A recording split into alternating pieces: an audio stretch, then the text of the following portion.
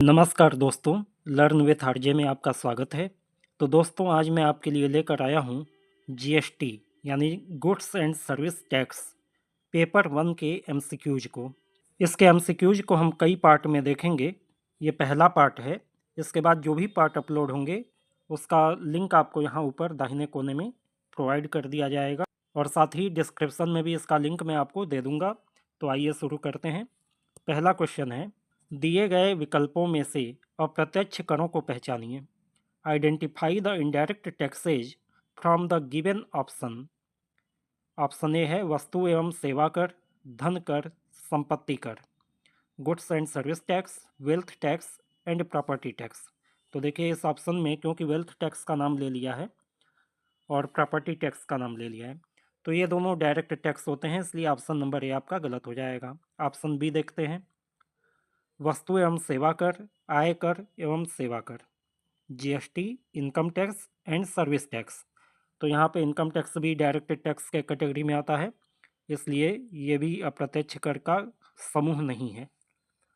इसके बाद option C में देखिए, जीएसटी, उपहार कर और धन कर। तो गिफ्ट टैक्स और वेल्थ टैक्स ये दोनों ही जो है डायरेक्ट टैक्स के कैटेगरी में आते हैं, इसलिए ऑप्शन सी भी आपका सही नहीं होगा। ऑप्शन डी है सीमा शुल्क, उत्पाद शुल्क एवं सेवा कर, custom duty, excise duty and service tax. तो ये तीनों जो है इनडायरेक्ट टैक्स की कैटेगरी में आते हैं, इसलिए ऑप्शन नंबर डी आपका सही हो जाएगा। देखिए टैक्स दो प्रकार के होते हैं, एक होता है डायरेक्ट टैक्स और एक होता है इनडायरेक्ट टैक्स। डायरेक्ट टैक्स में क्या होता है कि जिसके ऊपर यह लगाया जाता है उसी के द्वारा ये पे भी किया जाता है, लेकिन इनडायरेक्ट टैक्स में ये होता है कि ये लगाया जाता है किसी अन्य व्यक्ति पे और पे किया जाता है किसी अन्य व्यक्ति के द्वारा। यानी जीएसटी में क्या होता है कि जीएसटी लगाया जाता है खरीदार के ऊपर, यानी जो वस्तु को खरीद रहा है, लेकिन उसे पे कौन करता है? दुकानदार करता है। ये भले उन ग्राहकों से कलेक्ट करता हो, लेकिन पेमेंट वास्तव में दुकानदार द्वारा किया जा रहा है। तो ये हो गया इनडायरेक्ट टैक्स। तो एक्साइज ड्यूटी, कस्टम ड्यूटी और सर्विस टैक्स ये तीनों इनडायरेक्ट नेचर के होते हैं।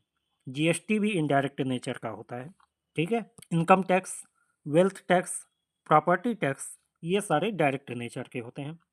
अगला प्रश्न देखते हैं। अगला प्रश्न है, अप्रत्यक्ष कर लगाया जाता है। Indirect tax is levied on वस्तुओं पर, गुड्स, सर्विसेज पर यानी सेवाओं पर, वस्तु एवं सेवाओं पर, गुड्स एंड सर्विसेज बोथ, या आय पर, इनकम।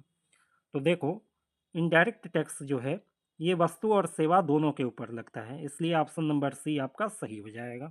अगला प्रश्न देखते हैं, निम्न में से कौन सा जीएसटी का पूर्ववर्ती कर है? Which of the following is the pre GST tax? VAT, केंद्रीय विक्रय कर यानी सेंट्रल सेल टैक्स, उत्पाद शुल्क यानी एक्साइज ड्यूटी, या ये सभी, ऑल ऑफ दीज। तो देखो जीएसटी के पहले ये तीनों तरीके के कर लगाए जाते थे, इसलिए यहाँ पे ऑप्शन नंबर डी आपका सही होगा, ऑल ऑफ दीज, ठीक है। इन तीनों को अब जीएसटी में ही समाहित कर दिया गया है। तीनों इनडायरेक्ट नेचर के टैक्स हैं और तीनों अब जीएसटी के अंतर्गत ही आ गए हैं, ठीक है। अगला प्रश्न है, केंद्रीय विक्रय कर अधिनियम पारित किया गया था। The central sales tax act was passed in 1956, 1960, 1972 या 1984। तो यहाँ पे आपका ऑप्शन नंबर ए सही होगा। केंद्रीय विक्रय कर यानी सेंट्रल सेल टैक्स अधिनियम 1956 में लागू किया गया था। अगला प्रश्न देखिए, केंद्रीय उत्पाद शुल्क अधिनियम बना। Central excise act was made in 1936, 1940, 1944 या 1956 में। तो यहाँ पे आपका ऑप्शन नंबर सी सही होगा। केंद्रीय उत्पाद शुल्क यानी सेंट्रल एक्साइज ड्यूटी एक्ट 1944 में बना था। अगला प्रश्न है, भारत में सेवा कर लागू हुआ 1919 में, 1994 में, 2000 में या इनमें से कोई नहीं। Service tax become applicable in India. तो यहाँ पे आपका ऑप्शन नंबर बी सही होगा। सर्विस टैक्स 1994 में लगाया गया था पहली बार। अगला प्रश्न है, सीमा शुल्क अधिनियम बना the custom duty act was made in 1930, 1935, 1956 या 1962। तो यहाँ पे आपका ऑप्शन नंबर डी सही हो जाएगा, 1962। कस्टम ड्यूटी एक्ट 1962 में बना था। तो यहाँ पे देखो 1944 में आपका कौन सा एक्ट लगा, सेंट्रल एक्साइज एक्ट। 1956 में कौन सा एक्ट लागू हुआ, सेंट्रल सेल टैक्स। 1962 में कौन सा एक्ट लागू हुआ था, कस्टम एक्ट, ठीक है ना। और 1994 में कौन सा एक्ट लगा था, सर्विस टैक्स। ठीक है, बढ़ते हैं अगले प्रश्न की ओर। वस्तु एवं सेवा कर यानी जीएसटी सबसे पहले किस देश ने अपनाया? Which was the first country to adopt goods and service tax means GST? Spain, France, America या ब्रिटेन? तो देखो जीएसटी पूरे दुनिया में सबसे पहले फ्रांस में लगाया गया था। ऑप्शन नंबर बी आपका सही हो जाएगा। अगला प्रश्न है, विश्व में वस्तु एवं सेवा कर जीएसटी सर्वप्रथम किस वर्ष लगाया गया था? In which year was goods and service tax first introduced in the world? तो पूरे विश्व में सबसे पहले जीएसटी 1954 में लगा था, फ्रांस ने इसे लगाया था। अगला प्रश्न है, भारत में जीएसटी कब लागू हुआ? When was GST implemented in India? 1 जुलाई 2016, 1 मई 2017, 1 जुलाई 2017 या 1 नवंबर 2015? तो यहाँ पे आपका ऑप्शन नंबर सी सही हो जाएगा, 1 जुलाई 2017। मोदी जी आए थे 2014 में और 3 साल बाद 2017 में जीएसटी लागू किया गया। और 1 जुलाई आप याद कर लीजिए, जिस दिन से आपका एकेडमिक सेशन चालू होता है, स्कूल कॉलेज खुलते हैं, उसी दिन जीएसटी लागू किया गया था, 1 जुलाई 2017। अगला प्रश्न देखते हैं, निम्न में से क्या जीएसटी के अंतर्गत नहीं है? Which among the following is not included under GST? कपड़ा उद्योग, रेस्टोरेंट, मोटर कार उद्योग या कच्चा तेल? Textile industry, restaurant, motor car industry या क्रूड ऑयल? तो देखो जीएसटी ऑलमोस्ट सभी चीज़ों पर लागू होता है, कच्चे तेल पर लागू नहीं होता है, ठीक है ना। इसलिए ऑप्शन नंबर डी आपका सही हो जाएगा। अगला प्रश्न है, निम्न में से कौन जीएसटी परिषद का अध्यक्ष होता है या है? Which of the following is the chairman of the GST council?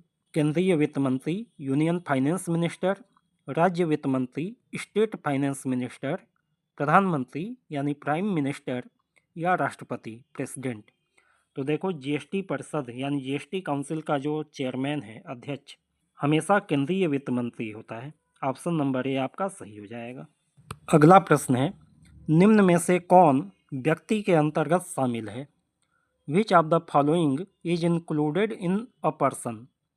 कोई फर्म, एनी फर्म, कोई कंपनी, एनी कंपनी, कोई व्यक्ति, एनी पर्सन या ये सभी, ऑल ऑफ दीज? तो देखो जैसे इनकम टैक्स एक्ट में पर्सन को डिफाइन किया गया है, वैसे ही जीएसटी एक्ट में भी पर्सन को डिफाइन किया गया है। और पर्सन में जीएसटी के अनुसार कोई व्यक्ति भी हो सकता है, कोई फर्म भी हो सकता है, कोई कंपनी भी हो सकता है, कोई आर्टिफिशियल जुडिशियल पर्सन भी हो सकता है, कोई सोसाइटी भी हो सकती है। ये सभी जो है पर्सन में शामिल किए गए हैं, इसलिए ऑप्शन नंबर डी आपका सही हो जाएगा, ये सभी। अगला प्रश्न है, निम्न में से कौन कुटुंब में शामिल है? Which of the following is included in a family? पति, हस्बैंड, पत्नी, वाइफ, माता पिता यानी मदर एंड फादर या ये सभी? तो देखो फैमिली या कुटुंब में जो है पति, पत्नी और माता पिता तीनों ही शामिल होते हैं, इसलिए ऑप्शन नंबर डी आपका सही हो जाएगा। अगला प्रश्न है, समझा गया निर्यात कौन सी धारा में अधिसूचित है? In which section the deemed export notified? 147, 2, 116 या 57? तो देखो डिम्ड एक्सपोर्ट या समझे गए निर्यात के बारे में जो नोटिफाई किया गया है वो सेक्शन 147 में नोटिफाई किया गया है। डिम्ड एक्सपोर्ट क्या होता है? आम तौर पे एक्सपोर्ट का मतलब क्या होता है, अपने देश के बाहर जब हम कोई माल बेचते हैं तो वो एक्सपोर्ट कहा जाता है। लेकिन कुछ ऐसे संस्थान हैं जिनको माल बेचने पर ये माना जाता है कि ये माल देश के बाहर बेचा गया है, इसी को कहा जाता है डिम्ड एक्सपोर्ट। जैसे कोई एक्सपोर्ट प्रमोशन काउंसिल के माध्यम से या किसी एक्सपोर्ट ओरिएंटेड यूनिट को जब कोई ऐसा माल बेचा जाता है जो उनके निर्यात को बढ़ाने में मदद करता है, तो उसे डिम्ड एक्सपोर्ट की कैटेगरी में रखा गया है। और डिम्ड एक्सपोर्ट की कैटेगरी में क्यों रखा गया है, क्योंकि एक्सपोर्ट के ऊपर जो है 0% जीएसटी लगता है।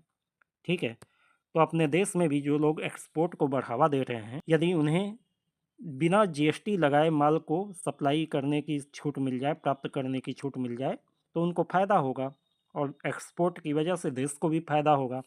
इसलिए डिम्ड एक्सपोर्ट की एक अलग कैटेगरी बनाई गई है। अगला प्रश्न है, निम्नलिखित में से कौन सा संघ राज्य क्षेत्र नहीं है? चंडीगढ़, पटना, लक्षद्वीप या इनमें से कोई नहीं? तो देखो, चंडीगढ़ और लक्षद्वीप एक केंद्र शासित प्रदेश यानी यूनियन टेरिटरी में आते हैं, लेकिन पटना जो है ये केंद्र शासित प्रदेश नहीं है, ये तो एक शहर का नाम है। ठीक है, इसलिए ऑप्शन नंबर बी आपका यहाँ पे सही होगा कि पटना जो है एक संघ राज्य क्षेत्र यानी यूनियन टेरिटरी नहीं है। अगला प्रश्न है, इनपुट कर संबंधित है। Input tax is related to केंद्रीय कर यानी सेंट्रल टैक्स, राज्य कर स्टेट टैक्स, एकीकृत कर इंटीग्रेटेड टैक्स या ये सभी, ऑल ऑफ दीज। तो देखो, जीएसटी के अंतर्गत 3 प्रकार के टैक्स होते हैं। एक होता है सीजीएसटी यानी सेंट्रल जीएसटी, दूसरा होता है एसजीएसटी यानी स्टेट जीएसटी, और तीसरा होता है आपका आईजीएसटी यानी इंटीग्रेटेड जीएसटी। ठीक है, एसजीएसटी की जगह यदि यूनियन टेरिटरी की बात हो राज्य की जगह, तो यूटीजीएसटी इसे नाम दे दिया जाता है। ये दोनों सेम ही है, राज्य में एसजीएसटी और यूनियन टेरिटरीज में यूटीजीएसटी इसका नाम हो जाता है। तो अब इनपुट टैक्स की बात जब कर रहा है, इनपुट टैक्स का मतलब ये है कि जो माल हम बेच रहे हैं उस पर यदि कोई टैक्स पहले से चुका दिया गया है तो हमें केवल बढ़े हुए मूल्य पर टैक्स देना है। तो इसे प्राप्त करने का तरीका क्या है कि आपको इनपुट टैक्स क्रेडिट मिल जाती है, यानी जो कर पहले से चुका दिया गया है उतने रुपए की छूट आपको वर्तमान कर में मिल जाती है। तो ये छूट आपको सीजीएसटी में भी मिलती है, एसजीएसटी या यूटीजीएसटी में भी मिलती है और आईजीएसटी के केस में भी मिलती है। इसलिए यहाँ पे आपका ऑप्शन नंबर डी सही हो जाएगा, ऑल ऑफ दीज। ठीक है, अगला प्रश्न है, समाधान योजना के लिए वित्तीय वर्ष में टर्नओवर या कुल बिक्री की सीमा क्या है? लिमिट ऑफ द टर्नओवर और total sales in a financial year for composition scheme is 1.5 crore, 25 lakh, 40 lakh या 60 लाख? तो देखो, जो छोटे व्यापारी हैं वो कंपोजिशन स्कीम का फ़ायदा उठाते हैं। कंपोजिशन स्कीम होती क्या है? ये एक ऐसी स्कीम है जिसमें आपको अलग अलग प्रोडक्ट बेचने पर अलग अलग रेट से जीएसटी को कैलकुलेट करने की और बार बार जीएसटी रिटर्न दाखिल करने की आवश्यकता नहीं होती है। छोटे व्यापारियों के पास इतने संसाधन नहीं होते हैं, तो उनके लिए गवर्नमेंट ने एक ये योजना लागू की है कि छोटे व्यापारी अपने पूरे बिक्री को एक जगह इकट्ठा कर लें, चाहे वो किसी भी रेट वाले आइटम को बेचते हों, एक जगह सबकी बिक्री को इकट्ठा कर लें और उस पर जो है एक पर्टिकुलर परसेंटेज टैक्स दे दें। ठीक है, इसी को कहा जाता है कंपोजिशन स्कीम और इसके लिए सीमा निर्धारित की गई है 1.5 करोड़ रुपए, यानी साल में जिन व्यक्तियों की बिक्री 1.5 करोड़ रुपए से कम है वो व्यक्ति जो है कंपोजिशन स्कीम का फ़ायदा उठा सकते हैं। इसमें ना इनपुट टैक्स क्रेडिट का झंझट है, ना आउटपुट टैक्स का झंझट है। आपको केवल एक particular percentage, nominal percentage tax जमा कर देना पड़ता है। अलग अलग वस्तुओं के टैक्स रेट को भी आपको अलग अलग कैटेगराइज नहीं करना पड़ता है। अगला प्रश्न है, समाधान योजना के अंतर्गत न्यूनतम कर की दर क्या है? Minimum rate of tax under the composition scheme is 3%, 1%, 5%, या 2.5%। तो यहाँ पे न्यूनतम कर की दर पूछा है, यानी मिनिमम रेट, तो मिनिमम रेट है 1%। ठीक है, यहाँ पे ऑप्शन नंबर बी आपका सही हो जाएगा। कंपोजिशन स्कीम के अंतर्गत 3 तरीके की रेट हैं। वस्तुओं के ऊपर लगता है 1%, जो भी टर्नओवर है इसके ऊपर 1% टैक्स आपका लग जाएगा। सेवाओं के केस में ये कर हो जाता है 6%। ठीक है, कंपोजिशन स्कीम में। और रेस्टोरेंट के केस में ये कर हो जाता है 5%। ये तीनों कंपोजिशन स्कीम की बात हो रही है। नॉर्मल यदि देखेंगे तो आपको देखना पड़ेगा आपकी वस्तु या सेवा किस कैटेगरी की है, उस कैटेगरी के हिसाब से 5%, 12%, 18%, 28%, ये 4 रेट बने हुए हैं। लेकिन कंपोजिशन स्कीम में आपको 1%, 6% और 5%, ये 3 दरें अलग अलग कैटेगरी की चीज़ों के लिए निर्धारित की गई हैं। और इन तीनों में ही आधा हिस्सा CGST का होता है और आधा हिस्सा SGST का होता है। तो वस्तुओं के लिए मिनिमम 1% की कंपोजिशन स्कीम के अंतर्गत दर है, सेवाओं के लिए 6% की दर है और रेस्टोरेंट के लिए 5% की दर निर्धारित की गई है। अगला प्रश्न है, धारा 2(6) के अनुसार कुल बिक्री में क्या क्या चीज़ें शामिल होती हैं? According to section 2 sub section 6, aggregate turnover include छूट प्राप्त आपूर्तियाँ, एग्जम्प्टेड सप्लाईज, सभी कर योग्य एवं गैर कर योग्य आपूर्तियाँ, all taxable and non taxable supplies, एक ही पैन के व्यक्ति द्वारा निर्यात, export by person having the same PAN, या ये सभी, ऑल ऑफ दीज। तो यहाँ पे देखिए, कुल बिक्री में कई तरीके की चीज़ों को शामिल किया गया है। कुल बिक्री निकालते वक्त आप ऐसी वस्तुओं के विक्रय को भी जोड़ते हैं जो छूट प्राप्त हैं, यानी जिनके ऊपर कोई टैक्स नहीं लगता है। इसके अलावा कर योग्य और गैर कर योग्य सभी प्रकार की वस्तुओं के मूल्य को जोड़ा जाता है। सभी प्रकार के निर्यातों के मूल्य को जोड़ा जाता है। ठीक है, यानी कुछ भी आप बेच रहे हैं यदि, तो कुल बिक्री में वो आपको शामिल करना है। अब उसके ऊपर कर लगेगा कि नहीं लगेगा, कितना लगेगा, ये सब कैलकुलेट करना बाद की बात है। कुल बिक्री में तो हर एक चीज़ आएगी, इसलिए यहाँ पे आपका ऑप्शन नंबर डी सही होगा, ये सभी। अगला प्रश्न है, अनिवासी कराधीन व्यक्ति को जारी किए गए पंजीकरण प्रमाण पत्र की वैध सीमा क्या होती है, या वैधता क्या होती है कह सकते हैं। The validity of registration certificate issue to the non resident taxable person shall be 30 days, 60 days, 90 days या 120 डेज।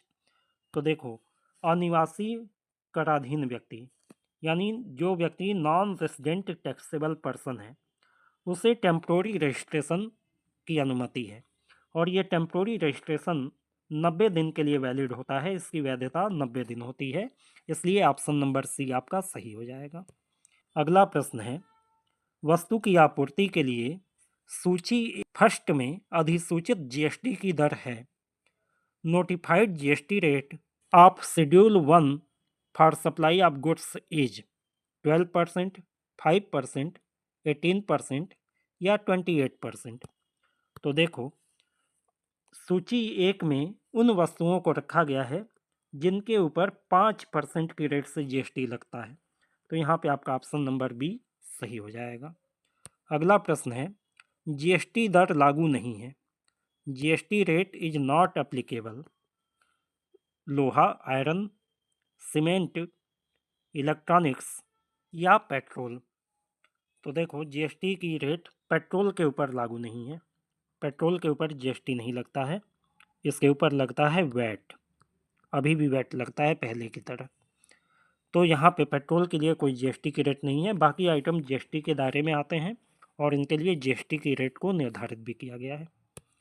अगला प्रश्न है, चंडीगढ़ से चंडीगढ़ में आपूर्ति पर क्या लागू होगा।